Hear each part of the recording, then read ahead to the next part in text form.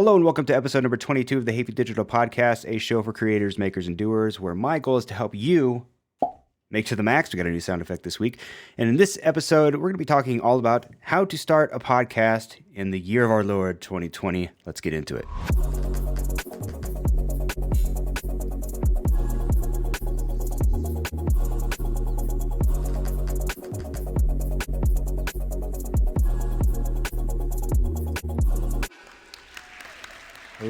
Hello. Welcome to the show.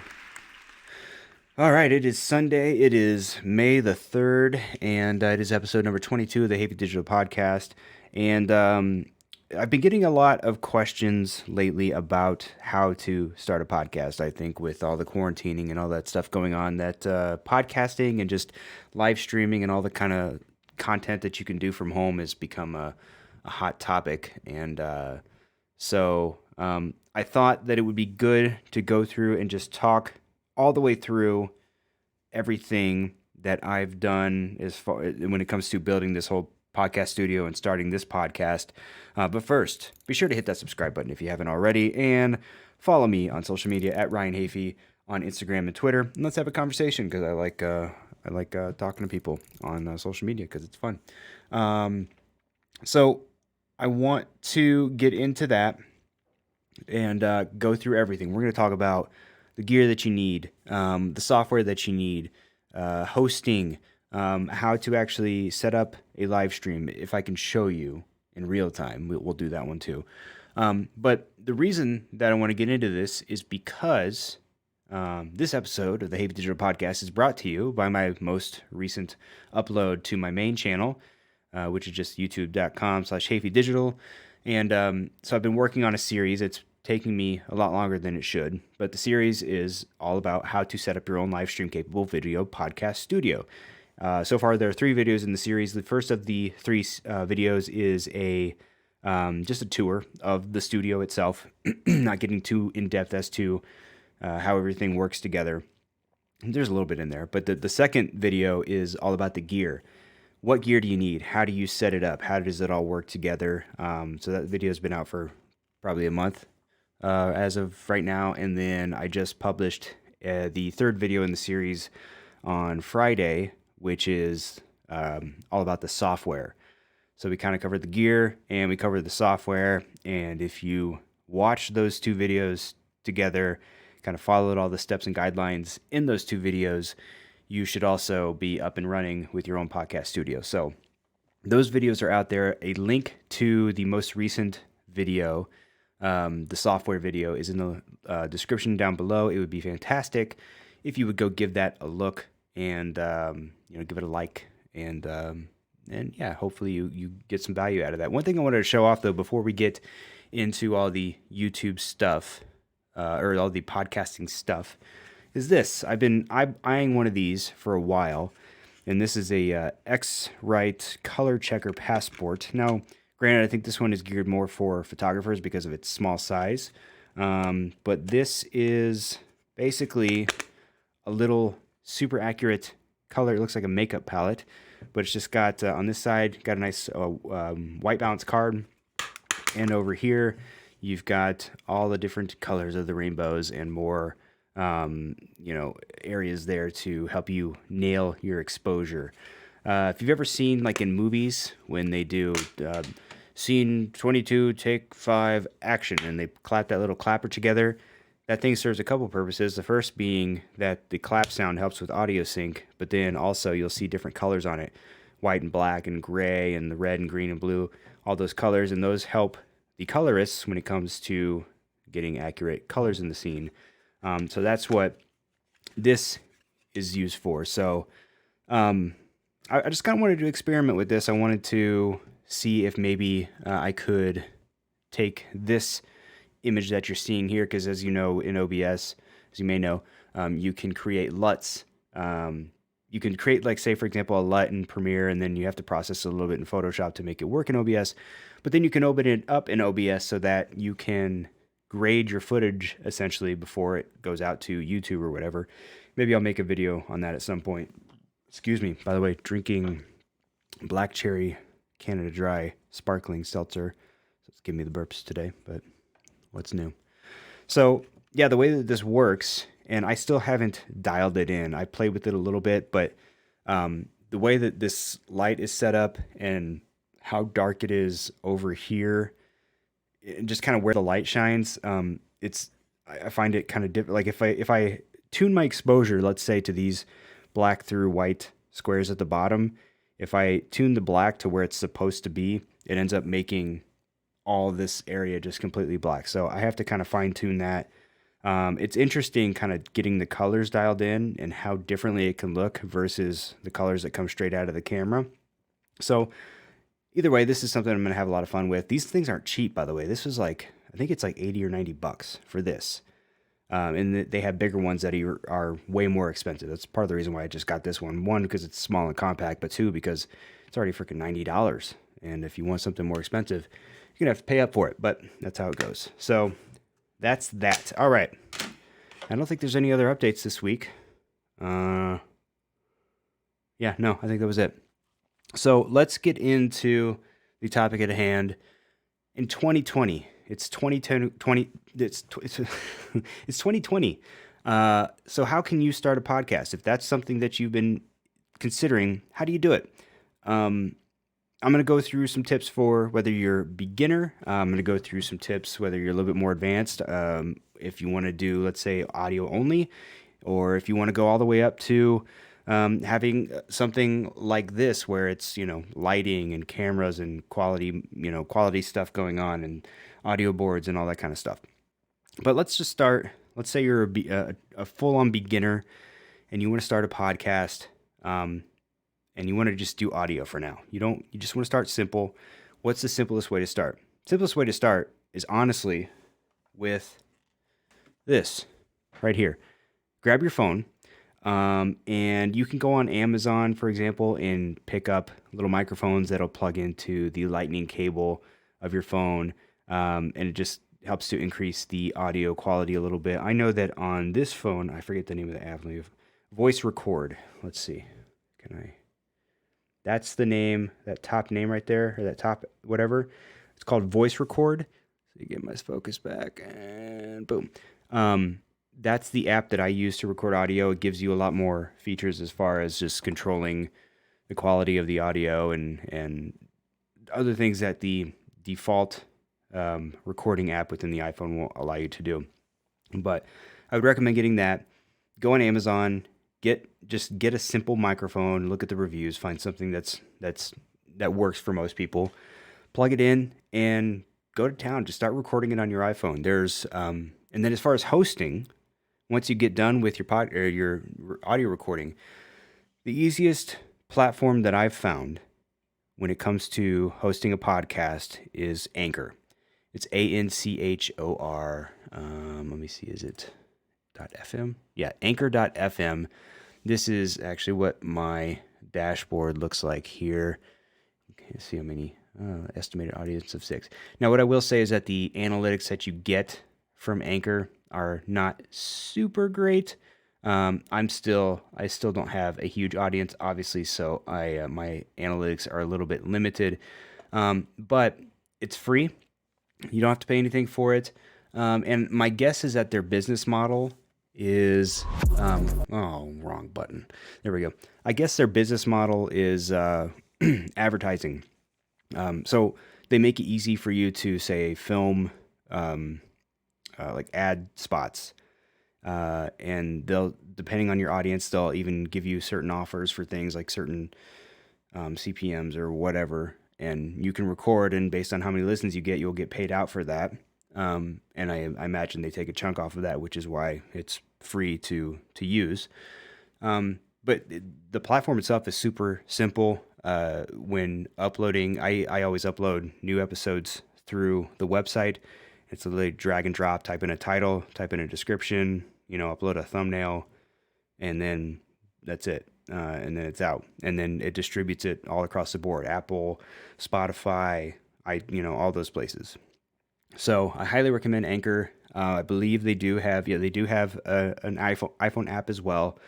And it's pretty easy to use that as well. And if I'm not mistaken, let's find out. I think you can even record directly into the Anchor app. Let's find out.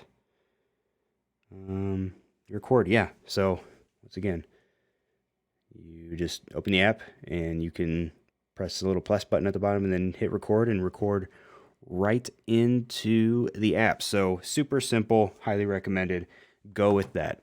There are other platforms that I've used before. One notably is Libsyn, which has kind of an outdated look to it. My understanding is that the Joe Rogan podcast uses that, which is how I first heard about it. And it's good. Analytics there are okay. There's a little bit more of a learning curve, and it's not free. If they may have a freemium, I'm not sure. I can't remember, but I know that if you want to get a certain amount of storage, that you want to go with the paid version. But it's not that expensive either, if I remember correctly. So yeah, that basically covers hosting. But yeah, fresh out of the box, grab a simple microphone, do it like that. And then if you want to add in video, again, if you're just starting out, if you want to use video, get yourself a decent little LED video light, or just, find a nice window that has some nice soft lighting coming through, and use your phone. Use your phone to record your audio and your video. You can extract the audio from the video and then use that. That way and then you can upload the video portion of it to a YouTube channel and save the audio for the audio portion, or, you know what I mean? So yeah, that's for the beginner out there who just kind of wants to jump into it. But let's jump over to the more advanced side, or at least the more in-depth side, because I think that if I kind of go through and talk through all the different stuff that I use for this podcast, there are areas where you can kind of pick and choose different things that you want to use and the things you don't. So let's start with gear. I think that's everybody's first question. What kind of gear do I need to get started? Now, for me, let's talk cameras first. So I've got 3 camera angles that I currently use. This is camera 1, got camera 2, a top down, and then I've got camera 3, which is the GoPro behind me there. And these cameras, they're all different. This is a Sony a6500. This one is a RX100 Mark V. And actually, I got to change the exposure on that. Let's see if I can do this. Hold on. Real time. Let's see real time. Where's it at? Because this one is backwards. Wait, is it? No. Hold on. Oh, I got to go down here so I can see it. Because I changed my my light. Nope, one more. There we go. That's good for now. I changed my the intensity of this light up here, so a little overexposed there. But anyway, yeah. So this is the RX100 Mark V Sony, and then this one back here is a GoPro. So there are a lot of different cameras that you can use. What you want to look for when you're getting a camera, if you want to add a video aspect to your podcast, is that it has a clean HDMI output. And by the way, I want to mention, maybe I mentioned this already, but everything that I'm going to say here is going to be kind of more of an eagle-eye view. I'm going to there's going to be some good info in this, but if you really want to dive deep into the setup of the cameras and how everything gets connected together and all that type of stuff, you're going to want to go check out the videos that I put together on my main channel. And again, I'll link those in the description below. Anyway, so yeah, the cameras need to have a clean HDMI out, which means that it can output the video feed from the camera without any of the overlays that you'll sometimes see on the back of a camera. And luckily, the 3 cameras that I'm using all do that. If they didn't, they would have, all the little exposure readings and all the other little details and information that pop up on the back of a camera screen. So that's number 1. And it really doesn't matter which camera you use, again, as long as it has that clean HDMI out. But I would not recommend getting a webcam, like a standard webcam for it. A lot of webcams are maxed out at 720p. You don't have any control over the exposure in a lot of cases, or frame rates, or anything, or any of those things that really contribute to the quality of the picture. So while they're simple to use and you can just plug them into your computer and go, I wouldn't recommend it if quality is your goal. Moving on from cameras, let's talk about microphones real quick. again, unless you're trying to do just kind of quick and dirty something out of your phone, my recommendation is to use kind of an XLR microphone like this, XLR. This is the Audio Technica AT2035. It's a nice, it's a relatively inexpensive microphone. I want to say it's around 125, 130 bucks. And it's sturdy. It's got a low cut filter on it. It's got a pad option right on here, and it's a little bassy sounding in my opinion, but otherwise it works really well. XLR refers to the type of connector, the cable here, so it's not just going to be like a little 3.5 millimeter plug like you would like a headphone jack type plug. It's going to have an XLR cable, but if you want decent quality, these are probably going to be the way to go. You could get something like a Blue Yeti or like a Samson Meteor mic or something like that, like a USB mic. That could also work, and those aren't bad. This is kind of what you're trying to accomplish. The reason I like using the XLR microphones is that I can plug them into an audio interface like, let's see, this here. So this is the Rodecaster Pro. Prior to this, I just used a little, it's about this big, a little 2-channel audio interface. It's relatively inexpensive. This thing's like $600, so I don't recommend everybody go out and buy this, but this thing's great because it was designed for podcasting. So the audio board allows you to plug in up to 4 inputs. Everybody can be monitoring, or there's 4 headphone outputs. Everyone can be listening at the same time. You've got your sound effects if you really want them, and you can even plug in a phone and accept phone calls and route phone audio through this. You can record directly on this. There's a whole host of options. So this thing is great if you really want to get serious about it. But it's got 4 XLR inputs in the back, which means that I can plug this microphone directly into it, and everything works really well. I can monitor my inbound and outbound audio with this alone. I found some issues early on in doing all of this where, I was plugging some audio, like I had my headphones plugged into the back of the computer, and I had my microphone plugged in my audio interface, and monitoring and going back and forth along with OBS, which we'll get into in a minute, was really confusing. So if you're able to, I would say get an audio interface, use it to monitor all of your inbound and outbound audio, get a nice condenser mic like this, and you'll be off to the races. So that's audio. Real quick, lighting. Lighting really just comes down to, I guess, what sort of style or what sort of look you're looking for. I used to use one that is a circular kind of LED panel, maybe about yay big or so, and those were fine, but they tend to reflect. They tend to not. They're not soft enough. So if I tend to sweat a lot. So if my forehead would sweat, I would look shiny. And versus, I could still look shiny every now and then, but for like, I've got this big newer. It's the video light is a Godox SL20 or an SL60W, and then I've got a big 36-inch softbox, and that's going to spread the light out nicely and wide so that you don't. Everything just looks nice and soft and no harsh lighting. So if you can afford that, great. If not, a little LED light panel. I see a lot of people using those ring lights. Those work fine in a lot of cases. You'll just look like you have little light rings in your eyes if the camera's close enough, but you get it. And then other software or other hardware that I have is this ATEM mini switcher. I don't want to pull it out too far because I don't want it to unplug anything. But I've featured this plenty of times before. It's a 4 input switcher designed for simple live streaming, kind of like what I'm doing now. You can plug in up to 4 HDMI inputs. So all of these cameras that I have, this one, and this one, they all get plugged into the back of this switcher board, and then this kind of handles all of the processing or input. It takes all of those feeds in and then outputs everything to the computer. So you don't have to be switching between all your camera angles on the computer. You can do it through this board with just a press of a button. And then there are other options, green screening. You can change your audio fades. You can do picture in picture, where you can kind of put your picture over your picture. That makes sense. This thing's been great. The other option, by the way, in order to get the camera feed into your computer, you do need something like this audio switch or this ATEM mini switcher, or you need a capture card of some kind. The capture card I used previously, which I mentioned before, is the Camlink 4K. Just keep in mind, you do need one of those for every camera that you're inputting.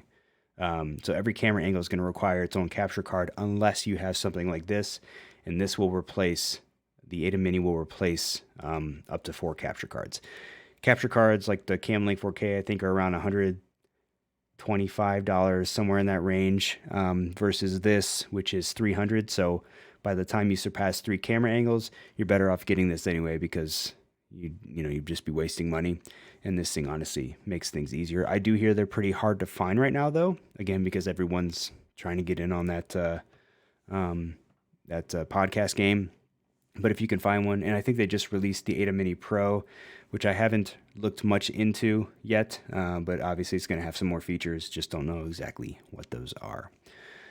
Outside of that, I have this thing here, which is the Elgato Stream Deck. This is just a cool little, it's got 15 buttons on it. They make a bigger one that's got, I don't know, more buttons. I'm not sure.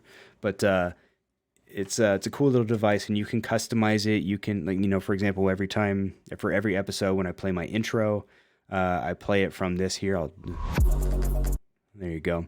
Or that little animation that I put at the bottom. I used the Elgato Stream Deck to activate that. I use it to turn on and off my screen. It also has other options here too, like for example, I created a number pad for some reason. I can't remember why. I can put bookmarks on there. I can lock my computer screen with this button here. So there's a lot of different options to choose from.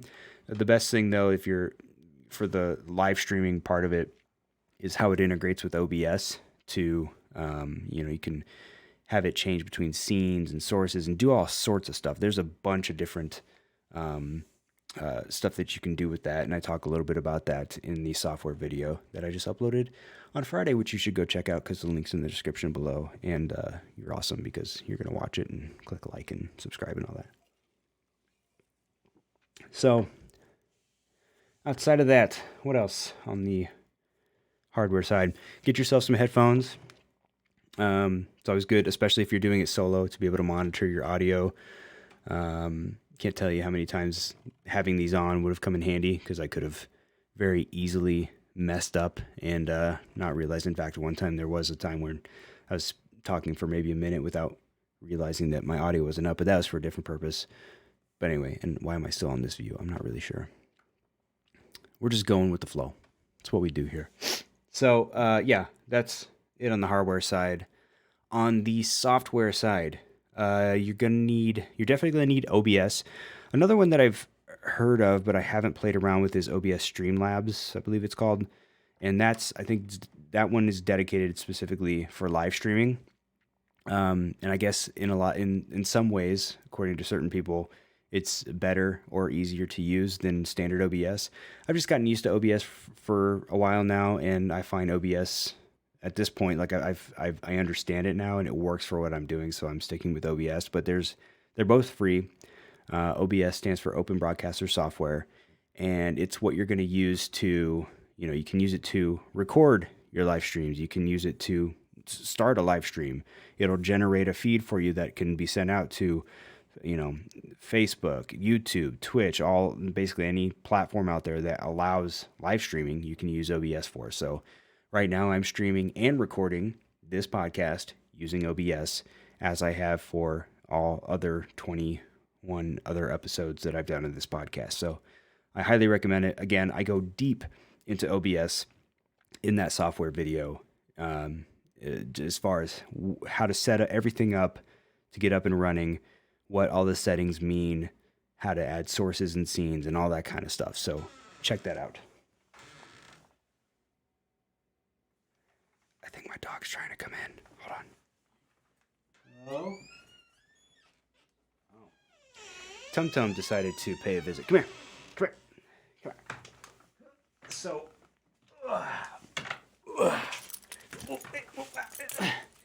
This is King Tum Tum.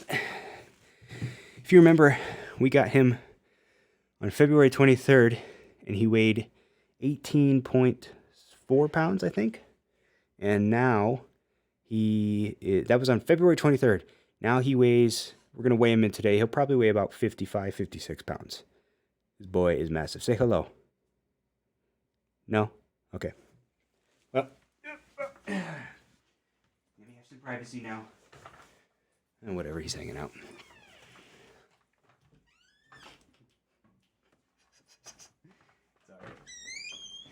Okay.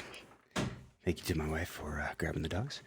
So that's King Tum Tum. He's a handful. So moving on. OBS. Other software you need. Really, OBS is the main one. You can get away with just that. If you do use the Rodecaster Pro, there is some software that comes along with that you would use to update your soundboard, and you can also use it to update the firmware for it.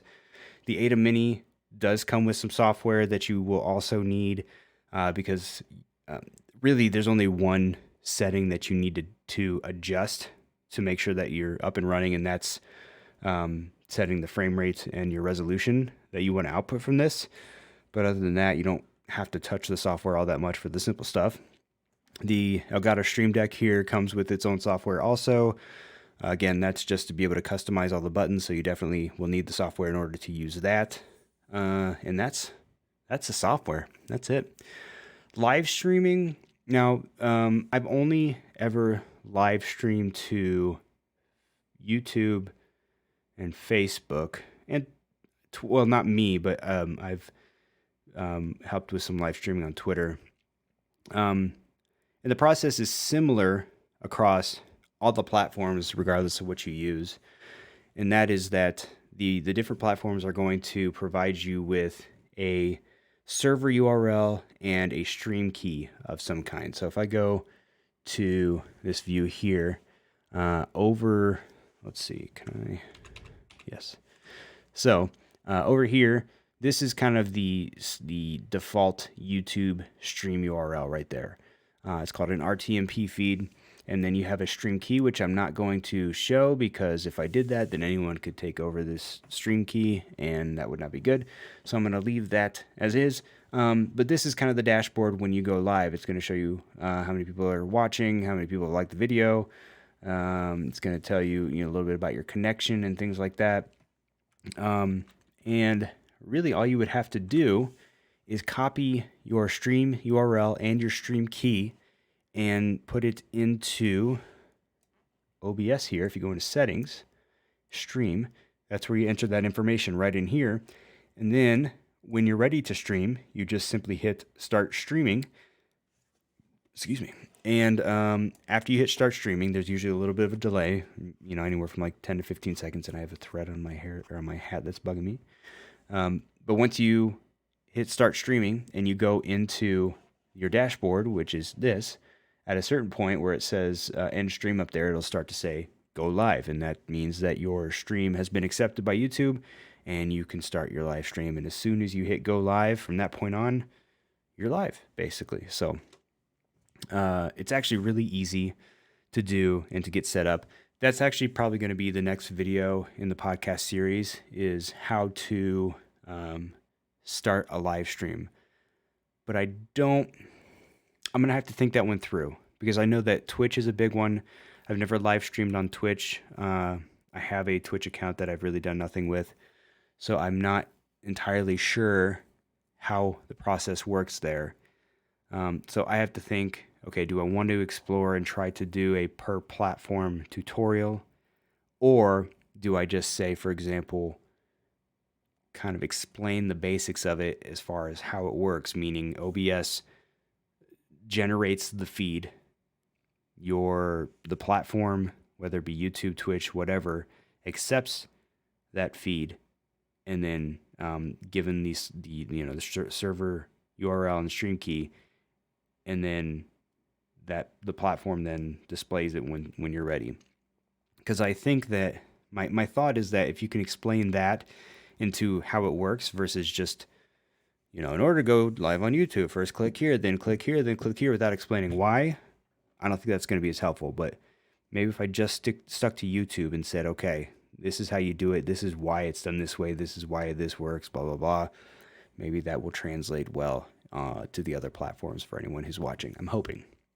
But yeah, what else? That was live streaming. To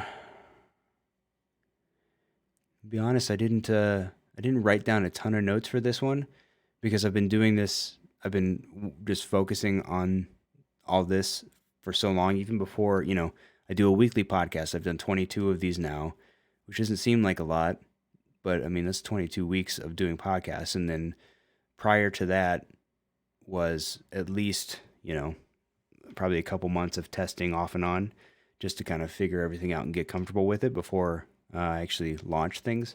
So at this point, I feel pretty comfortable with it, but that's why I didn't write a whole lot of notes down because I'm like, okay, I can just go in there and start talking, and and I'll be able to fill up some time.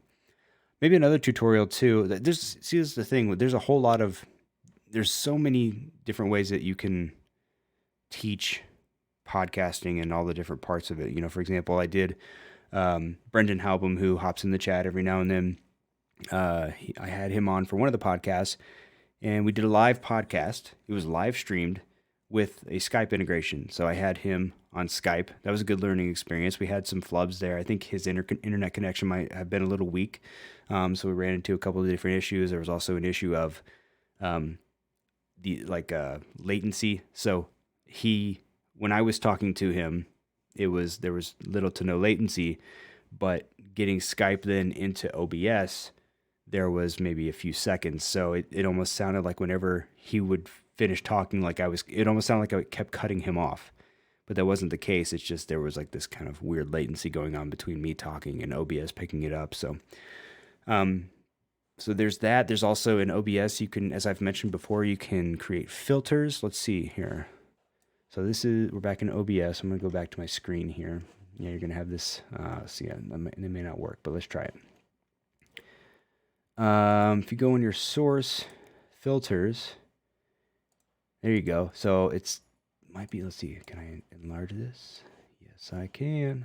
Sweet. Okay. So as I kind of mentioned a little bit earlier, you can create filters. For example, there's a whole bunch of filters you can add: color correction, luma key, et cetera. You can apply a LUT. So you can go into, say, Premiere Pro, and you can create a LUT. By the way, there's going to be I think there's maybe a little delay in the audio here because I'm showing OBS. But anyway, disregard that. But you can go into Premiere Pro. You can color grade your footage. You can export that footage, or that as a LUT, that grade as a LUT. You can bring that into Photoshop. You can save that as a PNG, which can then be used inside. And there's a process of it. I've forgotten it, but I'll just have to relearn it. And then you can load that into OBS, and then you're basically applying a LUT to your footage before it goes out to stream. So this is what my office looks like graded with the LUT applied. And then if I turn it off, this is what the feed looks like coming directly out of camera. So off, on, off, on, off, on. You can see I kind of have that teal orangish look going on. But yeah, that's one way to do it. Let me get that out of here. Perfect. So that's pretty cool. That's another tutorial that can be done and added to that series. So, and I would love to know, I'm sure there are, for anybody that's listening to this podcast specifically, I'm sure there's some other questions out there. I'm always happy to help and answer any questions anybody has. If you are curious about certain, just about anything, just leave me a comment in the description of this video, or at the, you know what I mean. It's late. I'm hungry. I haven't had dinner, so my mind's a little frazzled. And we were running around all over the place today, taking care of a lot of those errands that we couldn't take care of during the week. So I'm a little tired. Tum Tum has been waking up at like 6 like 15 in the morning. So I'm a little tired as well, but that's no excuse, because I have committed to doing this every week. So that's what I'm going to do. So with that, I think I'm going to go ahead and end this podcast here. I hope that I gave you all some information that will help you on your way to starting your own podcast, because that's where we're going, babies. Sounded like Crystalia there. That's where we're headed. We're all at home. We're all isolated. We're all looking for ways to continue to reach people, and we're doing that through live streaming, through podcasting, and it's pretty cool to see. And if I can help people to start down that path and start their own podcast, hey, that's awesome. I'm happy to be able to help. So anyway, Richard, I want to do a video podcast, but I don't know if I would need to do it with a PC by my side or just myself. With a PC by your side or just by yourself, what exactly do you mean by that? I mean, if you're going to do a video podcast, do you mean if you need to have it right next to you, or if you need to like move it away from you? Clarify that for me for a little bit. I was going to end the podcast here, but if you're still watching and if you can answer that for me, I can answer that question before I go. Actually, that's a good point, because I didn't mention computers. I didn't mention PCs or any of that. So I have a PC that I built. I've got a GTX 1080, GTX 1080 graphics card. I've got 32 gigabits or 32 gigs of RAM. I've got a what else do I have? Oh, I've got a Ryzen 7 3700X CPU. Like I would need a PC or just my phone because I don't have a tripod. Okay. Yeah, I mean, you don't need a tripod. I mean, you can put, whatever you plan to use for filming, just prop it up on something and put it wherever you need. And get creative. Just use a box, whatever you need. That would be my best suggestion. But as far as if you wanted to do something, if you wanted to live stream a podcast that has all these different elements, like right now, again, cameras, audio, live streaming, recording, you're gonna need a PC or a Mac that's going to be able to handle that load. I'm not going to sit here and tell you I know exactly what kind of hardware you would need to do that. I'm not sure, I'm not a super big computer nerd. All I know is that the specs, the stuff that I have works and is able to handle the load of what I'm doing, what I've been doing. So,